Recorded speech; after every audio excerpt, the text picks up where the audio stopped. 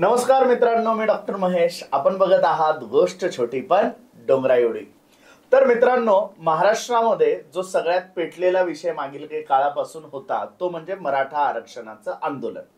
आणि या आंदोलनानंतर सरकारने 10% SEBC या नावाखाली आरक्षण मराठा समाजाला देऊ केलं. परंतु आता हे आरक्षण कोर्टामध्ये गेलेलं आहे आणि कोर्टामध्ये आता या SEBC आरक्षणाची सुनावणी सुरू झालेली आहे. परंतु या सुनावणी दरम्यान कोर्टाने काही प्रश्न या आरक्षणावरती आता उभे केलेले आहेत. त्यातील एक आपण बातमी ही बघितलेली असेल किंवा आपण ऐकले असेल की जर मराठा समाज जर मागासलेला असेल तर मग मराठा समाजाला ओबीसीतून आरक्षण का नाही दिल्या गेलं, वेगळ्या प्रवर्गाचा हट्ट सरकारचा का आहे, असा प्रश्न न्यायालयाने सरकारला विचारलेला आहे. तर असेच अजून वेगवेगळे प्रश्न या न्यायालयाच्या सुनावणीमध्ये आता समोर येत आहेत आणि त्याचेच काही उत्तर आणि विश्लेषण जाणून घेण्यासाठी आज आपल्याकडे आहेत मराठा आरक्षणाचे अभ्यासक सन्माननीय बाळासाहेब सराटे सर. सर नमस्कार. जय शिवराय. सर, न्यायालयामध्ये SEBC आरक्षणाची सुनावणी सुरू आहे आणि त्या निमित्ताने काही प्रश्न निर्माण होत आहे. त्यातील सगळ्यात मुख्य प्रश्न तर हा आहे की आरक्षण ओबीसीतून का दिलं नाही. तर न्यायालयाने आता सरकारला हे जे प्रश्न विचारलेले आहेत त्याबद्दल सरकारची भूमिका काय आणि मराठा समाजाची भूमिका काय असायला हवी. नाही, याच्यामध्ये दुर्दैवाने काय होतं की जेव्हा जेव्हा मराठा समाजाचा विषय न्यायालयासमोर येतो तर कायदा सरकारने केलेला असतो म्हणून सरकार एक बाजू असते आणि समोर विरोधक जे असतात त्यांची एक बाजू असते. याच्यात मराठा समाजाची बाजू ऐकून घेण्याची न्यायालयाची भूमिकाच कुठे आहे. आणि हा कायद्याचा जो फ्लॉ आहे की न्यायालयाच्या कार्यपद्धतीचा फ्लॉ आहे, हा घटनेचा किंवा कायद्याचा फ्लॉ नाहीच आहे की ज्या 5 कोटी समाजाचं हित एखाद्या विषयात आहे त्या समाजाची बाजू न्यायालय ऐकूनच घेत नाही.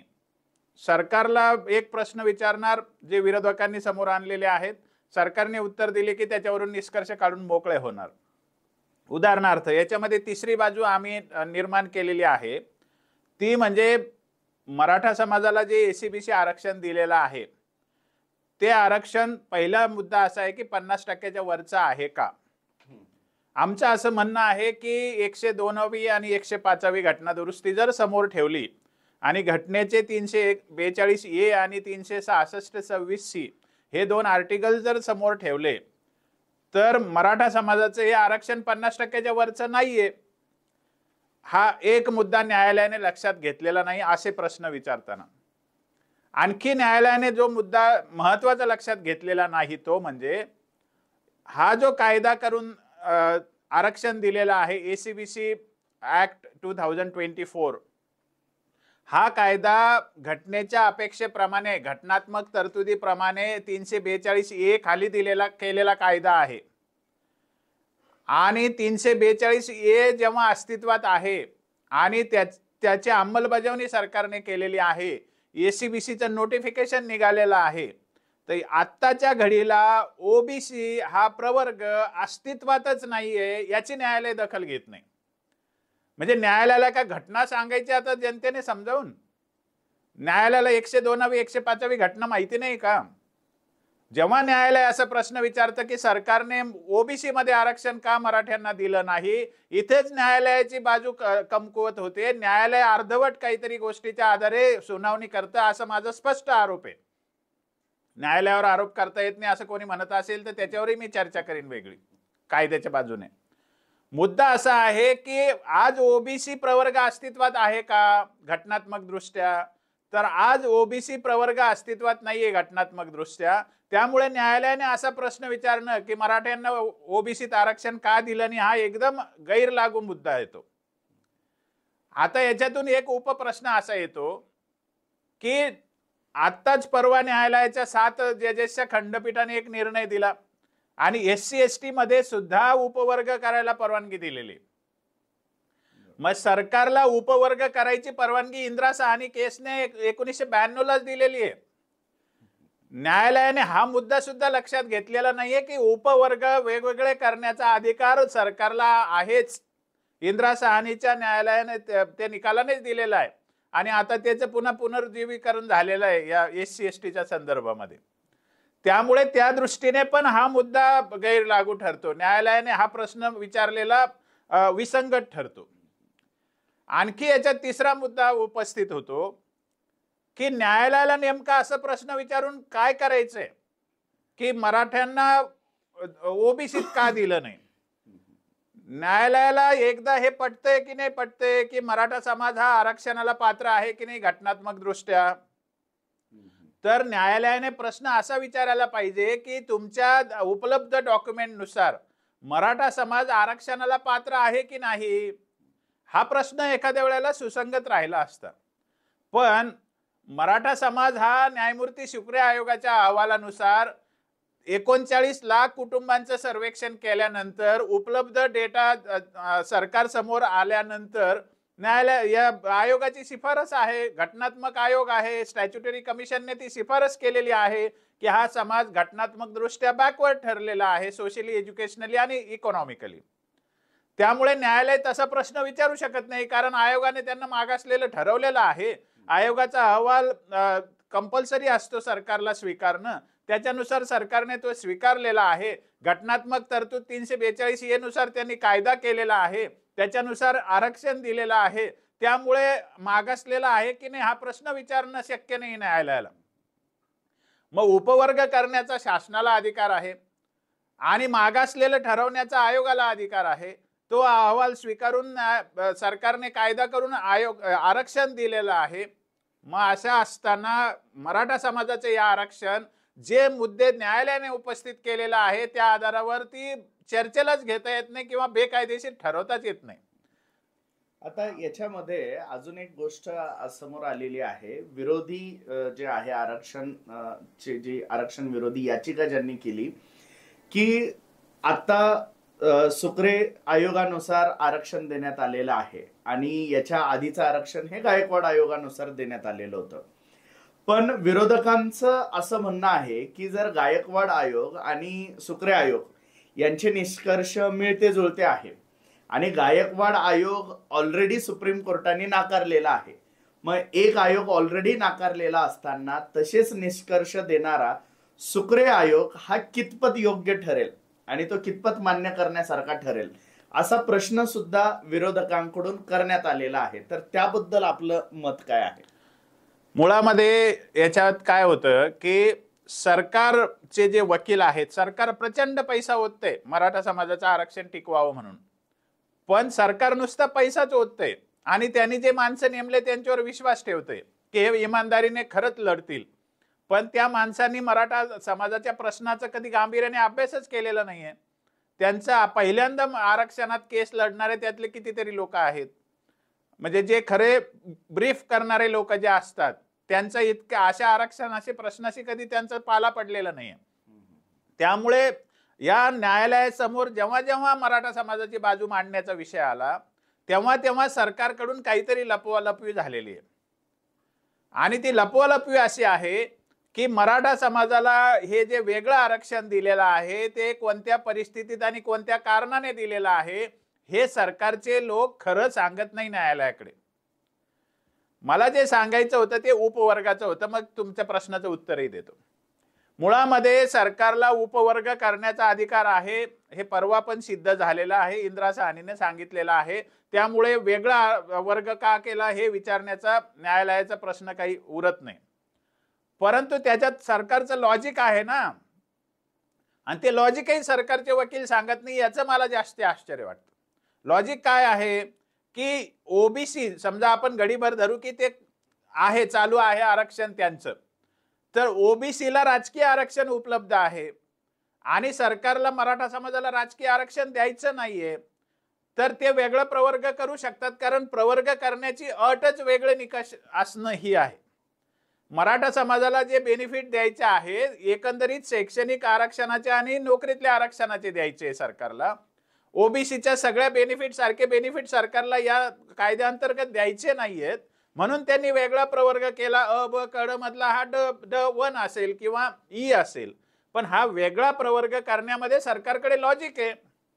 सरकार ते लॉजिकही वकिलाच्या मार्फत कोर्टासमोर ठामपणे सांगत नाही. याचं मला फार आश्चर्य वाटतं. आता तुमचा जो मुद्दा आहे की गायकवाड आयोगाला सर्वोच्च न्यायालयाने रद्द ठरवले, मुळामध्ये ही एक अंधश्रद्धा आहे, हा एक नॅरेटिव्ह आहे. मुळातच त्या केसचं म्हणजे तो जो निकाल आहे Jayashree Laxmanrao Patil versus union of India किंवा महाराष्ट्र स्टेट, तर त्याच्यामध्ये जो निकाल आहे त्या निकालाचे दोनच मुद्दे महत्वाचे होते. एक मुद्दा होता की हे 50% वरचं आरक्षण आहे आणि इथे विशेष अपवादात्मक परिस्थिती सिद्ध होत नाही, आणि दुसरा मुद्दा होता की 102व्या घटना दुरुस्तीनुसार आता राज्य सरकारला अधिकार राहिलेले नाहीयेत. म्हणजे 50% वरचं आरक्षण देताना विशेष अपवादात्मक परिस्थिती सिद्ध झालेली नाही, हा एक मुद्दा, आणि 102व्या घटना दुरुस्तीनंतर राज्य सरकारचे अधिकार आरक्षण देण्याचे काढून घेण्यात आलेले हा दुसरा मुद्दा. या दोनच मुद्द्याचं ते जजमेंट आहे. त्याच्यामध्ये दोन जजेसनी म्हणजे एकाच जजेसनी खरं म्हणजे दुसऱ्यांनी फक्त त्याला सपोर्ट केलेला आहे. त्याच्यामध्ये अब्दुल नाझीर काय आहे आणि स्वतः एक वकील आहे अशोक भूषण नावाचे. या दोन जजेसचं एक जजमेंट आहे. त्या जजमेंटमध्ये जो त्यांनी मुद्दा ठरवलेला होता, मूळ मुद्दे जे होते त्याचे 6 प्रश्न केलेले होते, आणि त्या 6 प्रश्नामध्ये गायकवाड आयोगाची स्क्रुटिनी किंवा गायकवाड आयोग चांगला की वाईट किंवा मराठा मागासलेला आहे की नाही हा मुद्दाच नव्हता. त्या 6 मुद्द्याच्या बाहेर जाऊन या दोन जजेसनी एक मत व्यक्त केलेलं आहे की मराठा समाजाचा डेटा काही बरोबर नाही, गायकवाड आयोगाने नीट अभ्यास केलेला नाही, असं त्यांनी ओझरतं त्यांचं मत दिलेलं आहे. ते मायनॉरिटी मत आहे, दॅट इज मायनॉरिटी ओपिनियन. मुळातच गायकवाड आयोगाचा अहवाल सुप्रीम कोर्टाने खारिज केलेलाच नाहीये. हे जे मुद्दा आहे ना, हे सरकारचे वकील कोर्टाला सांगत नाही,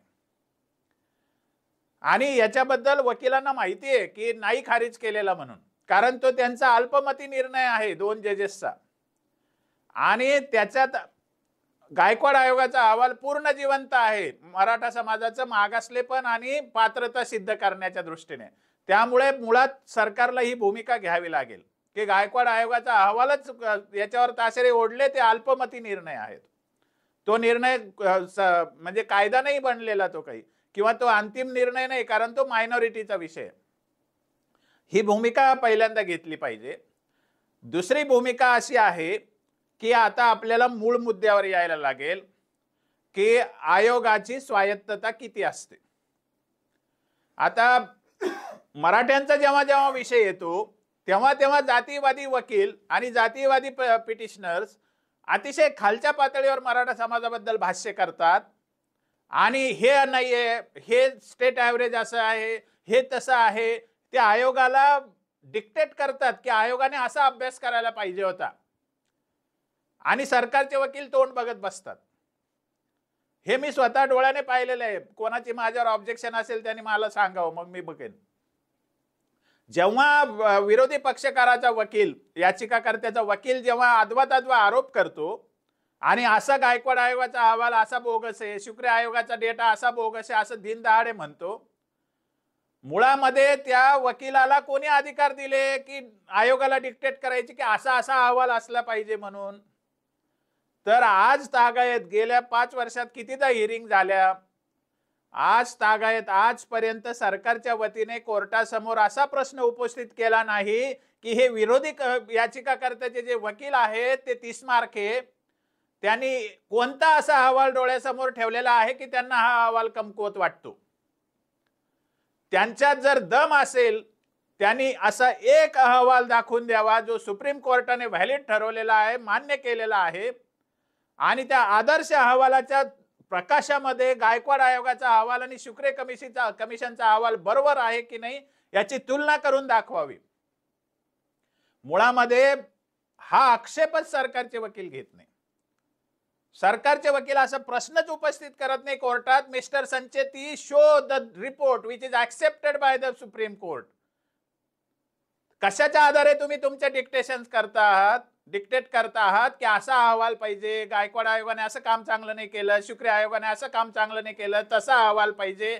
हे तुम्ही कशाच्या आधारे म्हणतात? तसा एक आदर्श अहवाल दाखवून द्या ना, जो सुप्रीम कोर्टाने स्वीकारलेला आहे. भारतामध्ये असा एकही अहवाल नाही ज्याला आदर्श अहवाल म्हणावं. जे प्रश्न मराठ्यांच्या अहवालावर विचारले जातात असे प्रश्न विचारण्यालायक सुप्रीम कोर्टाने स्वीकारलेला एकही अहवाल भारतात अस्तित्वात नाहीये.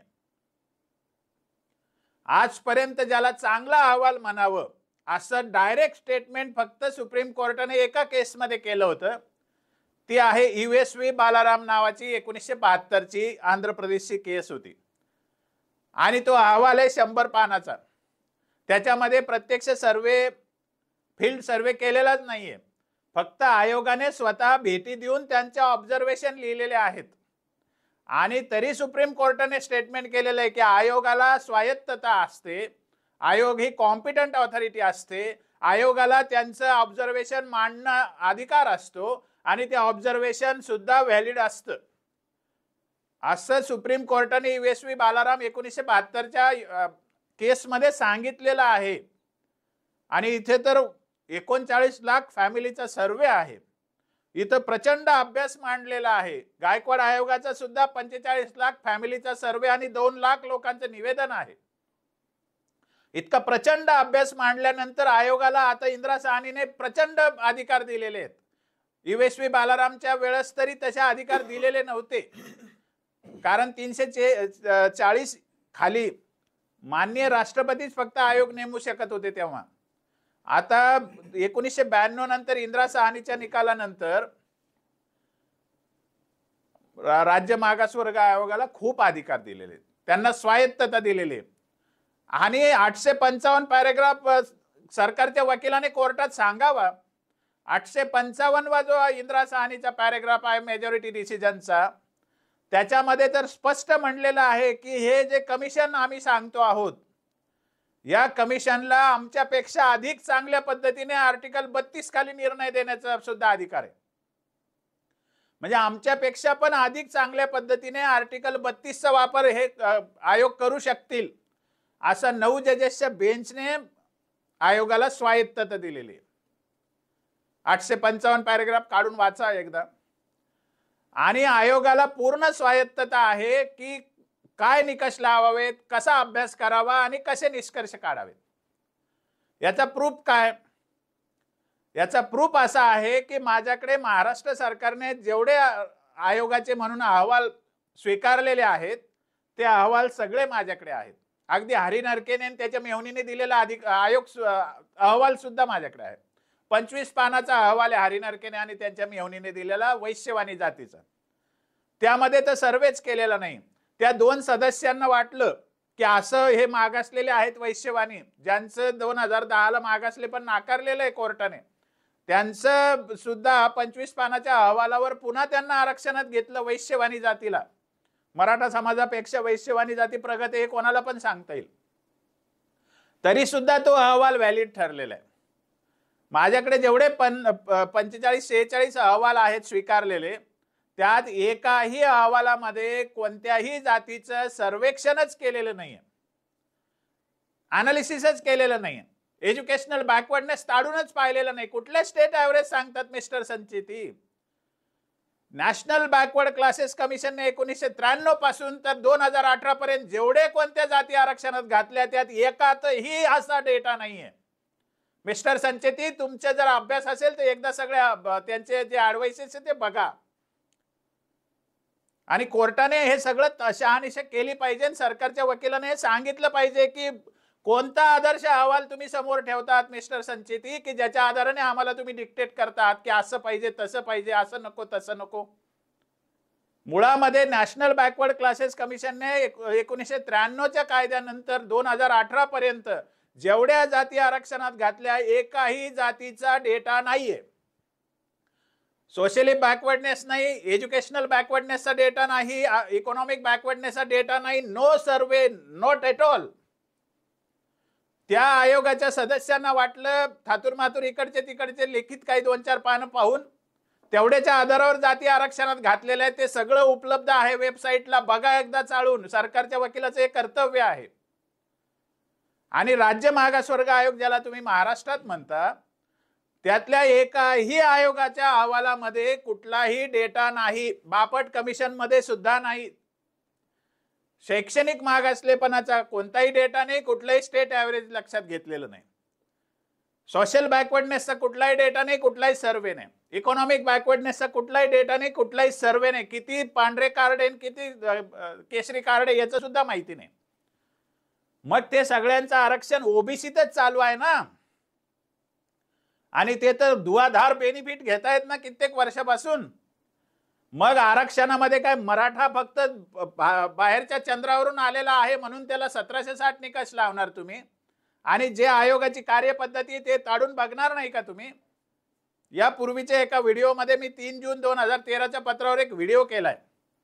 त्या 3 जून 2013च्या पत्रामध्ये स्पष्ट सांगितलेलं आहे, म्हणजे भाटिया कमिशनने सरकारला जे पत्र लिहिलंय ते पत्र सुप्रीम कोर्टाने 5 मे 2021च्या मराठा आरक्षणाच्या निकालात व्हॅलिड धरलेलं आहे आणि त्यामुळे त्याला महत्व आहे. त्या पत्रानुसार आयोग असं म्हणतोय सरकारला की आम्हाला आमचं काम करण्याचं पूर्ण स्वातंत्र्य आहे, कारण तुम्ही रूल्स बनवलेले नाहीयेत. तुम्ही रूल्स बनवा, मग आम्ही ठरवू. आजपर्यंत ते रूल्स बनलेलेच नाहीयेत. मग बापट आयोगाने, तो आयोग नव्हताच, ते एक कमिटीच होती, कारण तेव्हा कायदा लागूच झाला नव्हता.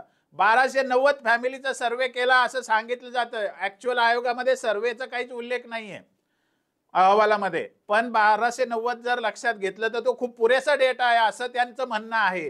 कारण आम्हाला वाटेल तो डेटा पुरेसा असतो, आम्हाला वाटेल तो अभ्यास पुरेसा असतो, आम्ही काढू तो निष्कर्ष योग्य असतो, अशी स्वायत्तता आतापर्यंत राज्य मागासवर्ग आयोगाच्या नावाखाली आणि राष्ट्रीय मागासवर्ग आयोगाच्या नावाखाली उपभोगलेली आहे.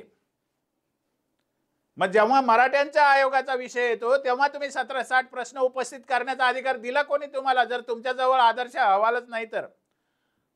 हा प्रश्न विरोधी याचिकाकर्त्यांचा नाहीये, त्यांच्या तोंडावर प्रश्न विचारला जात नाही सरकारच्या वतीने की तुम्ही दाखवा असा एक आदर्श अहवाल की ज्याच्या आधारे तुम्ही आम्हाला डिक्टेट करताय. असा प्रश्न त्यांना जर माग विचारला असता 5 वर्षापूर्वी 2018-19ला तर ही वेळ आली नसती. तेव्हाही हा प्रश्न यांनी विचारला नव्हता. आणि हे प्रश्न जेव्हा आम्ही प्रायव्हेट वकिलांकडून माननीय हायकोर्टाच्या समोर मांडले तेव्हा माननीय हायकोर्टाने 2019च्या 27 जूनला निकाल दिला होता आणि मराठा समाजाचं आरक्षण हे अपहेल्ड केलं होतं, कारण कोर्टाला हे पटलं होतं की जे याचिका करते ते बिनबुडाचे आरोप करतात. हे सगळ्या गोष्टी त्यांच्या जजमेंटमध्ये लिहिलेल्या आहेत. आयोगाने आधी कसं मराठ्यांचा म्हणजे वाटोळा केलेला आहे, unconstitutional denial causes to extraordinary situation, हा निष्कर्ष आहे माननीय हायकोर्टाचा. म्हणजे मागील आयोगाने unconstitutionally, without any justification, without any logic, without any data Maratha समाज मागासलेला नाही असे जे आदवा तद्वा कुठे एखादा शब्द घालून दिलेला आहे त्याच्या आधारे मराठ्यांचं नुकसान झालंय. 60 वर्ष या समाजाला विनाकारण आरक्षणाबाहेर ठेवलं. ही भूमिका त्यावेळेला माननीय उच्च न्यायालयाने घेतली, म्हणून मराठा समाजाचं आरक्षण तेव्हा अपहेल्ड झालं होतं.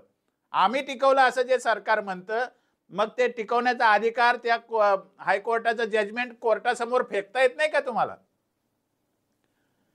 तर याला उत्तर हे आहे की ज्या गोष्टी, ज्या आक्षेप विरोधी याचिकाकर्त्याचे वकील घेतात त्यांना हे सांगितलं पाहिजे की तुमच्या अशा आक्षेप घेण्याला आधार काय. कारण कालेलकर आयोग आणि मंडल आयोग हे तर कोर्टाने स्वीकारलेलेच नाहीयेत ना, ते तर संसदेने मान्य केलेलेच नाहीयेत ना, त्यामुळे ते काय आदर्श अहवाल ठरू शकत नाही. आणि त्याच्यातही काय नाहीये, म्हणजे त्याच्यातही असं कोणतं सर्वेक्षण आहे, त्याच्यात तरी असा कोणता डेटा आहे. पण पहिला मुद्दलीतलाच प्रश्न आहे की ते अहवाल स्वीकारलेले नाहीत, त्याला आदर्श अहवाल म्हणून कोर्टाने मान्यता दिलेली नाही. असं कोणाला वाटत असेल आहे तर त्याने ते वाक्य सांगून दाखवावं. कारण पॅरेग्राफ 848 ते 857 मेजॉरिटी जजमेंट इंदिरा साहनी यांनी, इंदिरा साहनीने स्पष्ट सांगितले मेजॉरिटी जजमेंटने की आमच्या समोर मंडल आयोगाचा अहवालाचा विषयच नाही, आणि उरलेले 3 जजेसने तर ते मंडल आयोग खारिजच केलेला आहे पॅरेग्राफ 325-26 आणि पॅरेग्राफ 394 अंतर्गत. त्यामुळे कालेलकर आयोगाने मंडल आयोगाचा अहवाल समोर ठेवता येत नाही, कारण ते सुप्रीम कोर्टाने मान्य केलेले व्हॅलिड अहवाल नाहीतच. आणि गायकवाड आयोगाचा अहवाल डिस्कार्ड करता येत नाही, कारण तो ज्या त्याच्यावर आक्षेप घेण्यात आलेले ते अल्पमती आक्षेप आहे, तो मेजॉरिटी डिसिजन नाहीये. पुन्हा एकदा ते जजमेंट बारकाईने वाचा. आणि आता शुक्रे कमिशनचा जो डेटा आहे त्याच्यावर जेव्हा कोर्ट प्रश्न विचारतं की डेटा जास्ती असला म्हणजे मागासले पण ठरतं का, सरकारच्या वकिलाने हा प्रश्न विचारायला पाहिजे की मग मागासले पण ठरवण्यासाठी डेटा शिवाय आणखी काय असावं लागतं, काय पाहिजे. मग डेटा नाही पाहिजे तर काय पाहिजे तुम्हाला? डेटामध्ये माहिती पण असते, डेटामध्ये तथ्य पण असतात, डेटामध्ये आकडेवारी पण असते, डेटामध्ये आता कॉन्टेम्पररीनियस फॅक्ट्स पण असतात. त्याला डेटा म्हणतात, त्याला माहिती म्हणतात. मग त्याच्याशिवाय कसं बॅकवर्डनेस ठरवणार? त्याच्याशिवाय ठरवायचा अधिकार आहे आयोगाला. आयोगाचं जजमेंट हेच बॅकवर्डनेसचा पुरावा असतो. आयोगाचं जजमेंट सरकारने स्वीकारलं तर त्याच्यावर शिक्कामोर्तब होतं की नाही, हा समाज पात्र ठरलेला आहे. त्यामुळे आयोगाच्या अहवालावर आक्षेप घेण्याचा मुद्दाच कुठे येतो जर तुमच्याकडे आदर्श अहवालच नाही तर? हे लक्षात घेण्याचा विषय आहे की भारतामध्ये न्यायमूर्ती गायकवाड आयोगाचा अहवाल आणि न्यायमूर्ती शुक्रे आयोगाचा अहवाल जर सोडले तर यांच्यासारखा एकही अहवाल भारतात तयार झालेला नाही. आणि भारतामध्ये असा एकही अहवाल नाहीये की त्याला एक आदर्श अहवाल म्हणून सुप्रीम कोर्टाने मान्यता दिलेली. या परिस्थितीमध्ये कुठलाही आधार नसताना आयोगाचे अहवाल डिस्कार्ड करावेत हा अधिकार कोर्टाला सुद्धा नाही, कारण 9 जजेसच्या बेंचने जो डिसिजन दिला, जे अधिकार दिले ते नाकारण्याचा अधिकार हायकोर्टाला नाहीच आहे. हे आपण लक्षात घेतलं पाहिजे. आता याच्यामध्ये अजून एक प्रश्न येतो की आयोगाने कार्यपद्धती कोणती अनुसरावी. तर जसं मी 3 जून 2013चं पत्र सांगितलं तर आयोगाला ऑटोनॉमी आहे कार्यपद्धती ठरवण्याची, कारण सरकारने रूल्स ठरवलेले नाहीत. कायद्यामध्ये ते रूल्स ठरायला पाहिजे होते. म्हणजे आयोगाला स्वातंत्र्य आहे किती डेटा गोळा करायचा आणि कसं बॅकवर्डनेस आणि कोणते निकष लावायचे हे आयोगाला स्वातंत्र्य आहे. स्टेट ॲव्हरेज कोणत्या बाबतीत धरायचं कोणत्या बाबतीत नाही धरायचं याचं स्वातंत्र्य सुद्धा आयोगाला आहे. ते काय मिस्टर संचेती नावाच्या वकिलाला नाहीये. त्याच्यानंतर आयोगाचं जे निष्कर्ष आहेत, जसं बापट आयोगाने तर ओपिनियन मतदानात ओपिनियन घेतली, मराठा समाजाला ओबीसीत घालू नये असा ठराव केला आणि 4 लोक म्हणले की घालू नये आणि 3 लोक म्हणले की घालावं, मग मेजॉरिटी झाली म्हणून त्यांना घालायचं नाही. असं नुसतं शाब्दिक ओपिनियनवर तुम्ही भवितव्य ठरवलं मराठ्यांचं बापट आयोगाच्या नावाने, जो आयोगही नव्हता. ते इथे तर मग स्टॅच्युटरी कमिशन आहे, भरभक्कम डेटा आहे, त्यांना सांगण्यासारखं खूप काही आहे. मग त्यांना नाही का त्यांचं निष्कर्ष काढण्याचा अधिकार पोचत? हे साधी गोष्ट आहे. त्यामुळे आयोगाला हा निष्कर्ष काढण्याचा अधिकार पूर्णपणे आहे आणि आयोगाची कार्यकक्षा सुद्धा व्यापक आहे की इंदिरा साहनीच्या 855व्या पॅराग्राफ नुसार म्हणजे यांची आयोगाची कार्यकक्षा तर सुप्रीम कोर्टाने म्हटले आमच्यापेक्षाही चांगला निर्णय आयोग देऊ शकेल आरक्षणाच्या बाबतीत. म्हणजे इतकी कार्यकक्षा त्यांची जास्ती, ज्युरिस्डिक्शन त्यांना फार मोठं आहे. आता या सगळ्या याच्यामध्ये जो उपप्रश्न लपून राहिलेला आहे तो प्रश्न असा आहे की मराठा समाज हा 16(4) आणि 15(4) खाली आरक्षणाला पात्र ठरतो की नाही, जो डेटा आहे त्याच्यानुसार, याच्यावर कोर्ट येत नाही. हे दुर्दैव आहे. म्हणजे आर्टिकल 15(4) आणि 16(4) खाली जे बॅकवर्डनेस लागतं ते बॅकवर्डनेस काही हाकेंचं सांगितल्याने काही ठरत नसतं ना, ते आयोगाला अधिकार आहे ना. आणि आयोगाने शिक्कामोर्तब केलं म्हणजे आयोगच शिक्कामोर्तब करू शकतो, कारण आयोगाच्या कायद्यातच लिहिलेलं आहे की आयोगाचा अहवाल हा सरकारला बंधनकारक असतो. त्यामुळे सरकार ते नाकारू पण शकत नाही. आणि आयोगानेच रेकमेंड केलेलं आहे आता की मराठा समाजाला स्वतंत्र गटात आरक्षण देण्यात यावं म्हणून. कारण आधीच्या ओबीसी म्हणून म्हटले गेलेल्या व्हीजेएनटी म्हटल्या गेलेल्या प्रवर्गाचे बेनिफिट वेगळे आहे आणि या प्रवर्गाला देण्यात येणारे बेनिफिट वेगळे आहेत. त्यामुळे ते सुद्धा स्वच्छ आणि स्पष्ट आहे. म्हणजे आयोगाचं स्वायत्तता, आयोगाची कार्यपद्धती, आयोगाची कार्यकक्षा आणि आयोगाचे निष्कर्ष हे रिप्लेसेबल नाहीयेत कोर्टाच्या प्लॅटफॉर्मवर. म्हणजे आयोगाने एक निष्कर्ष काढला आणि आम्हाला वाटतं म्हणून आम्ही दुसरा निष्कर्ष काढू शकतो, असं कोर्टाला सुद्धा अलाउड नाहीये. आणि असं सुद्धा स्पष्ट वाक्य सुप्रीम कोर्टाच्या त्याच 5 मेच्या निकालात लिहिलेलं आहे की याच्यामध्ये मर्यादा आहेत. आणि इंदिरा साहनीने तर त्याला फार मोठी पॉवर देऊन ठेवलेली आहे. आता एक अजून कळीचा मुद्दा येतो की जनरल बॅकवर्डनेस मध्ये 15/4 आणि 16/4च्या आरक्षणामध्ये एसीबीसीत जाण्यासाठी मराठा समाज शुक्र आयोगाच्या अहवालानुसार नक्कीच पात्र ठरतो. आणि फक्त सरकारच्या वकिलाने त्यांना प्रश्न केला पाहिजे की तुम्हाला हे डिक्टेट करायचा अधिकार दिला पाहिजे. आणि वेगळा गट तर करता येतो सरकारला, कारण आता 7 जजेसचा निर्णय आहे. इंदिरा साहनीच्या निर्णयात सुद्धा वेगळे गट करता येतात. हे सरकारला त्याचे अधिकार दिले आणि आयोगानेच लिहून दिले की यांचा स्वतंत्र गट करावा म्हणून. त्यामुळे तो विषय पण आता क्वेश्चनेबल नाहीये. आणखी एक कळीचा मुद्दा शिल्लक राहतो, तो म्हणजे या एसीबीसी मराठा आरक्षणाच्या बाबतीमध्ये विशेष अपवादात्मक परिस्थितीची अट लागू शकते का. आणि इथं खरं न्यायालयाला शहानिशा करण्याची गरज आहे. कारण आता असं आहे की ज्या वकिलांनी आक्षेप घेतले, म्हणजे याचिकाकर्त्यांनी आक्षेप घेतले की 50% वर आरक्षण दिलेलं आहे आणि मराठा समाज काही विशेष अपवादात्मक परिस्थितीत बसत नाही, तर सरकारची गोची इथं आहे. सरकारने त्याला पॉलिश करून स्टेटमेंट बनवायला पाहिजे. ते सरकारच्या वकिलाने बनवलेले नाहीत. मुळात स्वच्छ प्रश्न असा आहे की मराठा समाजाला जे आरक्षण वेगळं दिलेलं आहे ते मराठ्यांनी मागितलं म्हणून दिलंय का तुम्हाला ओबीसीचे हितसंबंध जपायचे म्हणून दिलंय. मराठा समाज तर ओरडून मागतोय आम्हाला ओबीसीत घाला म्हणून. मग सरकार जेव्हा वेगळं आरक्षण देतंय तर ते मराठ्यांसाठी दिलंय का ओबीसी साठी दिलंय हे कोर्टासमोर स्पष्ट सांगितलं पाहिजे सरकारने. ते सांगण्यात काही ओबीसीचं नुकसान नाहीये.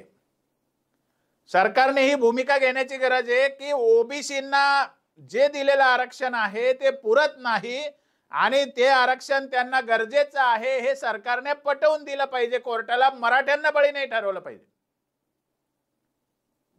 म्हणजे आता कोर्टात समोर बाजू मांडायची असेल सरकारला तर मराठ्यांची बाजू मांडायची कतई गरज नाहीये.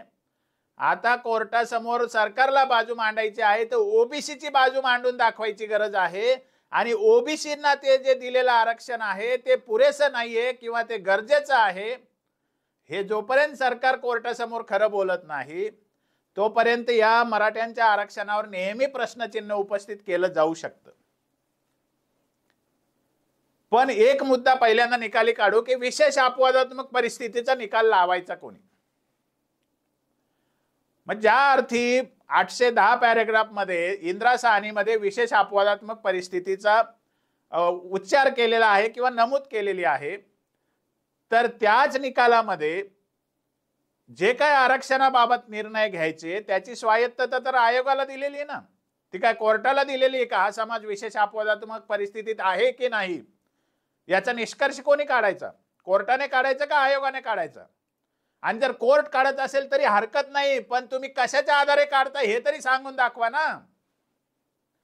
म्हणजे निव्वळ एक स्टेटमेंट केलं सुप्रीम कोर्टाने, भले 5 माणसाने करू नाही ते 10 माणसाने करू, की मराठा समाज विशेष अपवादात्मक परिस्थितीत बसत नाही, असं म्हणल्याने तो विशेष अपवादात्मक परिस्थितीत बसत नाही असं होतं का अर्थ. तुमच्या त्या वाक्याला काय आधार आहे हे तरी तुम्ही दाखवून देऊ शकता का. कारण विशेष अपवादात्मक परिस्थिती ही डिफाईनच केलेली नाही सुप्रीम कोर्टाने. नुसता हा समाज बसत नाही असं म्हणून पळवाट शोधून चालेल का. मुळातच विशेष अपवादात्मक परिस्थिती आहे की नाही याचा निर्णय करायला आता टर्म्स ऑफ रेफरन्स मध्ये मागच्या गायकवाड आयोगाच्या अहवालात सुद्धा आणि आताच्या अहवालात सुद्धा स्पष्टपणे सरकारने निर्देश दिलेले होते आयोगाला. आणि आयोगाने अभ्यासाअंती सांगितलं की हा समाज विशेष अपवादात्मक परिस्थितीमध्ये आहे म्हणजे आहे, तर त्यांचा तो अधिकार आहे तसं ठरवण्याचा. आणि हायकोर्ट किंवा सुप्रीम कोर्टाला त्याच्यावर क्वेश्चन तोपर्यंत करता येत नाही जोपर्यंत त्यांच्याकडे व्याख्या असली पाहिजे. त्यांना नुसतं ओपिनियन देऊन नाही चालणार ना, त्यांनी त्याचं नक्की स्वरूप काय हे लॉजिकली सांगता आलं पाहिजे ना त्यांना. तर आपण मागचा जो हायकोर्टचा निर्णय आहे त्याच्याकडे येऊया. मागचा जो 27 जून 2019चा मुंबई हायकोर्टचा निर्णय आहे त्या निर्णयामध्ये विशेष अपवादात्मक परिस्थितीचे एक सबळ कारण दिलेलं होतं आणि ते म्हणजे गेल्या 60 वर्षापासून विनाकारण अनकॉन्स्टिट्युशनली अनजस्टिफायबल मार्गाने या मराठा समाजाला आरक्षणातून बाहेर ठेवण्यात आलेले आहे। हा समाज पूर्वापार बॅकवर्ड आहे हे स्टेटमेंट हायकोर्टने केलेले आणि जेव्हा 60 वर्षे विनाकारण एखाद्या समाजाला घटनाबाह्य पद्धतीने कुठलाही समर्थनीय पुरावा नसताना, डेटा नसताना किंवा कुठलीही माहिती तथ्य अवेलेबल नसताना जेव्हा असं आरक्षण नाकारलं जातं तेव्हा त्या समाजावर 60 वर्ष अन्याय झाला ही सुद्धा एक भयानक मोठी विशेष अपवादात्मक परिस्थिती असते आणि हा निर्णय करण्याचा, निष्कर्ष काढण्याचा अधिकार आयोगाला आहे आणि न्यायालयाला सुद्धा आहे। त्याला लॉजिक म्हणतात। जेव्हा 27 जून 2019 ला मुंबई हायकोर्ट म्हणलं की मराठा समाज विशेष अपवादात्मक परिस्थितीत सापडलेला आहे, तर त्याला त्यांनी लॉजिक दिलेला आहे की unconstitutional denial, unjustifiable denial without any support of data हे सुद्धा कॉजेस टू एक्स्ट्राऑर्डिनरी सिच्युएशन असं त्यांनी म्हटलेलं आहे आणि त्याला लॉजिक दिलेलं आहे। तसं लॉजिक दिलं का सुप्रीम कोर्टाने? काही ते नुसते व्याख्या करत बसले, फार फ्लंग नाहीये आणि मेन स्ट्रीम आहे तरी सुद्धा तुम्ही अनकॉन्स्टिट्युशनली पॉलिटिकल पर्पज साठी त्या समाजाचं नुकसान केलंय, तेव्हा ती विशेष अपवादात्मक परिस्थिती नक्की होते। हे आपण लक्षात घेतलं पाहिजे आणि ती विशेष अपवादात्मक परिस्थिती ठरवण्याचा पूर्ण अधिकार याला आहे, आयोगाला आहे आणि इंदिरा साहनीच्या निकालाचं नीट वाचन जर केलं तर तो अधिकार आयोगालाच आहे। त्याची ओपिनियन रिप्लेस करण्याचा अधिकार कोर्टाला नाही। त्यामुळे मराठा समाज विशेष अपवादात्मक परिस्थितीत नाही का? तर रियालिटीमध्ये मराठा समाज विशेष अपवादात्मक परिस्थितीत आहे। रियालिटीमध्ये मराठा समाजाच्या आयोगाने अभ्यास चांगला केलेला आहे, वास्तव अभ्यास केलेला आहे, तार्किक अभ्यास केलेला आहे, वस्तुनिष्ठ अभ्यास केलेला आहे आणि मराठा समाजाला 15/4/16 खाली पात्रही ठरवलेलं आहे। तसं करण्याचा खरी कार्यकक्षा त्या आयोगाचीच आहे आणि त्याच्यावर प्रश्नचिन्ह उपस्थित करण्याचा अधिकार विरोधी याचिकाकर्त्यांना नाही, कारण त्यांच्याकडे विशेष असा सुप्रीम कोर्टाने व्हॅलिड ठरवलेला एकही आदर्श आयोग नाही, आयोगाचा आदर्श अहवाल एकही त्यांच्या समोर नाही जो स्वीकारलेला पाहिजे। त्यामुळे एकंदरीत परिस्थितीचा जर आपण विचार केला तर जे न्यायालयाने प्रश्न उपस्थित केलेले आहे त्यातले काही गैरलागू आहे आणि काही सरकारच्या वकिलांनी नीट बाजूने मांडल्यामुळे निर्माण झालेले आहेत। सरकारने आता भूमिका अशी घेतली पाहिजे सरकारच्या वकिलांनी की हे जे आरक्षण मराठा समाजाला देतो आहोत आम्ही, ते मराठ्यांच्या मागणीमुळे देत नसून ओबीसी व्हीजेएनटीच्या परिस्थितीला अनुसरून त्यांना जास्ती गरज आहे, त्यांचं काय करायचं, त्यांची एक्स्ट्राऑर्डिनरी सिच्युएशन सिद्ध करा, पण त्यांच्यामुळे दिलेलं आहे हे कोर्टात खरं सांगण्याची गरज आहे। ते सांगितलं तर मराठ्यांवर होणाऱ्या अन्यायाला वाचा फुटू शकेल आणि त्या मराठा समाजाला न्याय मिळू शकेल। हे आपण सगळ्यांनी लक्षात घेतलं पाहिजे। शेवटचा एक राहिलेला मुद्दा एका 10 सेकंदात पूर्ण करतो की मराठ्यांचं आरक्षण हे खऱ्या अर्थाने 50% वर आहे का? तर आता न्यायालयाने, मी पुन्हा सांगतोय, अनेक व्हिडिओमध्ये सांगितलं, आता न्यायालयाने 102वी घटना दुरुस्ती, 105वी घटना दुरुस्ती आणि 5 मे 2019 102व्या घटना दुरुस्तीवर आलेलं जजमेंट, खास करून त्या जजमेंट मधले पॅरेग्राफ 183, 194.1, 2, 3, 4, 5 आणि 222 आणि 226 हे पॅरेग्राफ हायकोर्टने पहिल्यांदा वाचले पाहिजे, कारण असत्याच्या आधारावर कोणी काही ऑब्जेक्शन घेतं म्हणून एखाद्या समाजाचं वारंवार नुकसान होऊ नये। वारंवार न्यायालयासमोर या समाजाच्या केसेस जातात आणि न्यायालयाने केवळ शहानिशा न केल्यामुळे या समाजावर अन्याय होतो, हे वारंवार सिद्ध झालेलं आहे। आता तसं होऊ नये म्हणून न्यायालयाने हा विषय केला पाहिजे आणि सरकारने खरं सांगितलं पाहिजे आता की घटनात्मक खरी परिस्थिती आता काय आहे। 102वी आणि 105व्या घटना दुरुस्तीनंतर हे आरक्षण कसं योग्य आहे हे सरकारने सांगितलं पाहिजे। आणखी एक याच्यात छोटा मुद्दा असा राहतो की 2018चा कायदा आणि 2024चा कायदा याच्यामध्ये नेमका अंतर काय, असं न्यायालयाचा मेन प्रश्न आहे। याच्यामध्ये अंतर आहे। एक तर 2018 मध्ये ईडब्ल्यूएस आरक्षणाचं जे 50% वरचं आरक्षण आहे त्याचा निकाल आलेला नव्हता, किंवा 2018चा कायदा ज्या दिवशी झाला त्या दिवशी ते आरक्षण दिलेलं नव्हतं. म्हणजे इंदिरा साहनीच्या विषयांमध्ये वारंवार घटना दुरुस्त्या झाल्या पिसमिल बेसिसवर. 50% लिमिटला सुद्धा घटना दुरुस्तीने खारिज करण्यात आलेला आहे 103व्या घटना दुरुस्तीनुसार. आणि EWS आरक्षण आणलेलं आहे 50%च्या वरचं. केवळ ते आर्थिक निकषावर आहे म्हणून ते 50% ओलांडत नाही हे म्हणणं भाबडेपणाचं आहे. लॉजिकली कॉन्स्टिट्युशनली त्यांनी 50%ची लिमिट ओलांडलेलीच आहे. तर त्यावेळेला हा कायदा झालेला नव्हता, सुप्रीम कोर्टाचा निकाल आलेला नव्हता. तो सुप्रीम कोर्टाचा निकाल आलेला हे एक वेगळेपण नव्या कायद्यामध्ये आहे. दुसरा महत्वाचा विषय आहे की या 102व्या आणि 105व्या घटना दुरुस्तीनुसार 342A आणि 366(26)C हे 2 नवीन आर्टिकल घटनेमध्ये आलेले आहे. आणि हे आरक्षण घटनेतल्या नवीन तरतुदीनुसार 342A खाली हा कायदा करून दिलेला आहे. त्यामुळे हे फार महत्वाचं आहे की 342A खाली दिलेलं आरक्षणच कॉन्स्टिट्युशनल असतं. तोच कायदा खरा कॉन्स्टिट्युशनल आहे. आणि त्या आर्टिकलला जे कॉन्ट्रा किंवा अल्ट्रा व्हायरस आहेत, राज्य सरकारचा आरक्षणाचा कायदा 2001 आणि कायदा 2006 हे दोन्ही कायद्यातल्या आरक्षणाच्या ज्या व्याख्या आहेत, तरतुदी आहेत, त्या आता ऑब्सोलीट झाल्या, बाद झालेल्या आहेत, आउटडेट झालेल्या आहेत, कॉन्स्टिट्यूशनच्या पलीकडे गेलेल्या आहेत. त्यामुळे त्याच्यावर प्रश्नचिन्ह लावण्याची गरज आहे, एसीबीसी आरक्षणावर नव्हे. त्यामुळे 50%च्या वर हे आरक्षण नसून जे इलिगली आरक्षण चालू ठेवलंय सरकारने 102व्या घटना दुरुस्तीनंतर सुद्धा ओबीसी विजयंती नावाने, त्या आरक्षणावर चर्चा करण्याची न्यायालयाला गरज आहे. आणि सरकारने स्पष्टपणे आता ही भूमिका घ्यावी लागेल. सरकारला ते आरक्षण चालू ठेवायचं तर ठेवता येईल, पण न्यायालयाला तशी प्रतिज्ञापत्र करून विनंती करावी लागेल की आम्हाला हे आरक्षण चालू ठेवणं आवश्यक आहे. पण मराठ्यांचं एसीबीसी आरक्षण रद्द करता येणार नाही, ही भूमिका सरकारला घ्यावी लागेल. आणि मला असं वाटतं चर्चा अंती न्यायालयाने जे प्रश्न उपस्थित केले किंवा विरोधी याचिकाकर्त्यांनी जे प्रश्न उपस्थित केले त्याला लॉजिक नाहीये, त्याला जस्टिफिकेशन नाहीये आणि त्याला आधार पण नाहीये. आणि त्यातले काही गोष्टी तर फ्लॉ आहेत. कोणालाही आयोगाला असं पाहिजे तसं पाहिजे असा डिक्टेट करण्याचा अधिकार नाहीये. इव्हन कोर्टाला सुद्धा तसा अधिकार नाहीये, कारण त्या आयोगाला स्वायत्ततेचा अधिकार माननीय सर्वोच्च न्यायालयाने इंदिरा साहनी केसमध्ये दिलेले आहेत. जय शिवराय. तर मित्रांनो, एसीबीसी आरक्षणाबद्दल जे काही प्रश्नचिन्ह उपस्थित केलेले आहेत त्याच्याबद्दलचं जे काही वास्तव आहे ते आपण या व्हिडिओच्या माध्यमातून जाणून घेण्याचा प्रयत्न केला. जर आपल्याला हा व्हिडिओ माहितीपूर्ण, अभ्यासपूर्ण जर वाटलेला असेल तर या व्हिडिओला जास्तीत जास्त शेअर करा आणि लाईक नक्की करा. आणि अजूनही जर आपण आमचं चॅनल जर सबस्क्राईब केलं नसेल तर असेच माहितीपूर्ण व्हिडिओ बघण्यासाठी या चॅनलला नक्की सबस्क्राईब करा. धन्यवाद.